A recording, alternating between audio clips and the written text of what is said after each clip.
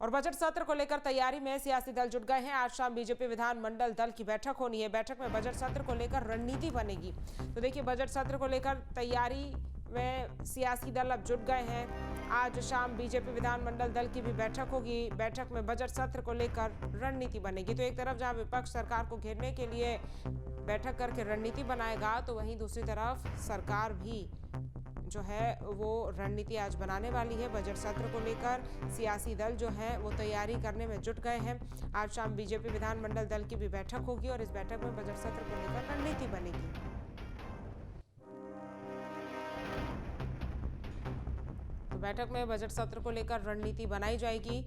पक्ष विपक्ष रणनीति बनाते हुए दिखाई देंगे। अविनाश हमारे संवाददाता ज्यादा जानकारी के साथ जुड़ गए हैं। अविनाश, बजट सत्र की शुरुआत होने वाली है और उससे पहले जितने भी सियासी दल हैं वो रणनीति बना रहे हैं। चाहे समाजवादी पार्टी की बात की जाए, चाहे सरकार में मौजूद जो बीजेपी है उसकी बात की जाए, अगर दोनों ही पक्ष और विपक्ष को देखा जाए तो किस तरह की रणनीति यहाँ पर मुख्य तौर पर दोनों ही पार्टियों की तरफ से बनती हुई दिखाई देगी?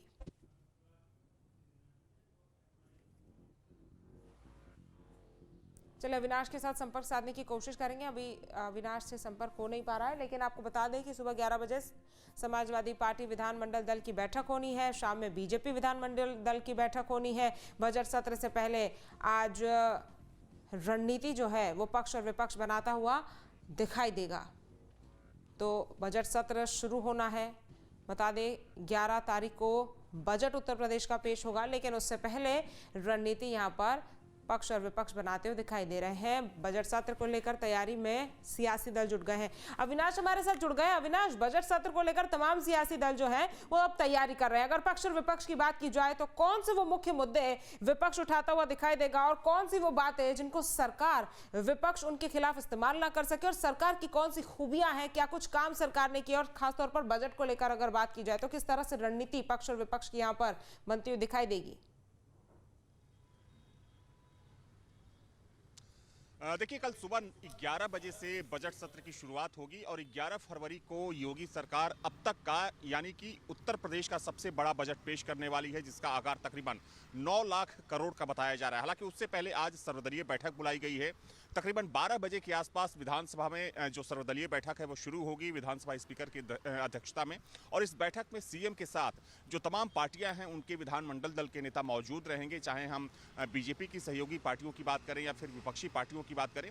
और देखिए, चूंकि एक परंपरा रही है कि जब भी कोई सत्र बुलाया जाता है तो उससे पहले ऑल पार्टी मीटिंग बुलाई जाती है और इसका मकसद ये होता है कि सभी पार्टियों के जो विधानमंडल दल के नेता होते हैं उनसे विधानसभा स्पीकर की तरफ से अपील की जाती है कि वे सत्र को सुचारू रूप से चलाने में मदद करें, ताकि जो जनता की समस्याएं हैं, जो जनमुद्दे हैं, वो पटल पर आ सके, हाउस के अंदर आ सके।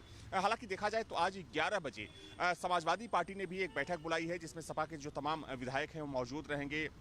खुद अखिलेश यादव इस बैठक में मौजूद रहेंगे और जो समाजवादी पार्टी के विधानमंडल दल के नेता हैं माता प्रसाद पांडे, वो मौजूद रहेंगे। देखिए, आज की बैठक जो होगी सर्वदलीय बैठक के अलावा चूंकि बीजेपी विधानमंडल दल की भी बैठक बुलाई गई है, लेकिन समाजवादी पार्टी की बैठक इसलिए महत्वपूर्ण है क्योंकि सत्र को लेकर समाजवादी पार्टी उन मुद्दों को तैयार करेगी जिन मुद्दों के जरिए सरकार पर हमला बोला जा सकता है। चाहे हम SIR की बात करें, बेरोजगारी की बात करें, किसानों के मुद्दे की बात करें, तो चूंकि इन मुद्दों को लेकर हमेशा ही समाजवादी पार्टी हमलावर रही है, लेकिन जो SIR का मुद्दा है वो ताज़ा मुद्दा है, गर्म मुद्दा है। तो आज समाजवादी पार्टी की जो बैठक होगी उस बैठक में तय किया जाएगा कि किन मुद्दों के साथ सरकार पर हमला बोला जाएगा। हालांकि सरकार भी पूरी तरीके से तैयार है कि किस तरीके से विपक्षी पार्टियों को बैकफुट पर धकेलना है। और इसके लिए अगर पिछले 8.5-9 सालों के योगी सरकार के कामकाज की बात करें तो उन कार्यों को आगे रखा जाएगा, उन योजनाओं को आगे रखा जाएगा जिनको योगी सरकार ने धरातल पर उतारा है। चाहे हम किसानों के लिए जो कर्ज माफी की योजना है या फिर किसानों के लिए जो अलग अलग योजनाएं चलाई जा रही हैं, जो सबसे बड़ा एक कह सकते हैं कि पॉइंट होगा सरकार के लिए वो होगा लॉ एंड ऑर्डर का। क्योंकि अगर हम पिछले 8.5 से 9 सालों की बात करें तो चूंकि सरकार बार बार इस बात पर फोकस करती है कि पिछले 8.5 सालों में किस तरीके से ऑर्गेनाइज्ड क्राइम को खत्म किया गया, जो बड़े बड़े माफियाज थे उत्तर प्रदेश में उनकी कमर तोड़ी गई और जो अपराध पर लगाम लगाने का काम था वो निरंतर जारी है। इसके अलावा महिला सुरक्षा की अगर बात कर लें या फिर इंफ्रास्ट्रक्चर की बात कर लें, एक्सप्रेसवेज की बात कर लें, हाईवेज की बात कर लें, तो इस पर उद्योगों की बात कर लें तो पिछले 8.5-9 सालों में जो एक कह सकते हैं कि $1 ट्रिलियन इकोनॉमी को लेकर जिस तरीके से सरकार आगे बढ़ रही है, तो उसमें इन तमाम योजनाओं ने एक बड़ा काम किया। साथ ही में धार्मिक पर्यटन को लेकर, चाहे हम काशी की बात कर लें, मथुरा की बात कर लें, अयोध्या की बात कर लें, या फिर उत्तर प्रदेश के दूसरे धार्मिक स्थलों की बात करें, तो पिछले कुछ सालों में किस तरीके से उत्तर प्रदेश में फुटफॉल बढ़ा है, तो ये सरकार की नीतियों का ही असर है कि जो लोग उत्तर प्रदेश से बाहर घूमने जाते थे, अब पूरी दुनिया से लोग उत्तर प्रदेश में आ रहे हैं, और कहीं ना कहीं उसका जो एक बड़ा प्रभाव है यहाँ की अर्थव्यवस्था पर पड़ा है। जो यहाँ के लोकल्स हैं, जो यहाँ के स्थानीय लोग हैं, उनका रोजगार बढ़ा है। इसके अलावा कौशल विकास मिशन योजना के साथ किस तरीके से सरकार ने लाखों युवाओं को जोड़ने का काम किया है। चूंकि सरकार के पास सरकारी जो नौकरियां हैं उसके भी आंकड़े हैं। अभी जो सीधी पुलिस भर्ती परीक्षा हुई, चूंकि वो एक बड़ा काम हुआ सरकार की तरफ से। इसके अलावा तमाम ऐसी योजनाएं हैं, तो उन योजनाओं के जरिए, चूंकि उन योजनाओं का पूरा लेखा जोखा सदन में रखा जाएगा, और जाहिर सी बात है कि जब भी हाउस की जो कार्यवाही है शुरू होती है, तो पक्ष और विपक्ष की तरफ से एक दूसरे पर हमले बोले जाते हैं, और यही एक लोकतंत्र की परंपरा भी रही है कि विपक्षी जो सवाल पूछते हैं सरकार की तरफ से उसका जवाब दिया जाता है।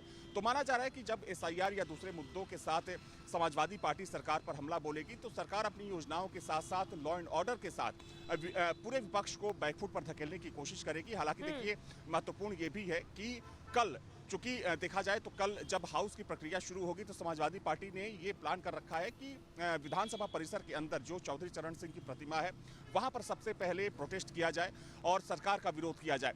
तो अब इंतजार है, चूंकि कल 11 बजे हाउस की प्रक्रिया शुरू होगी, लेकिन उससे पहले आज 12 बजे सर्वदलीय बैठक बुलाई गई है, जिसमें सीएम के साथ सभी दलों के जो विधानमंडल दल के नेता रहेंगे मौजूद रहेंगे।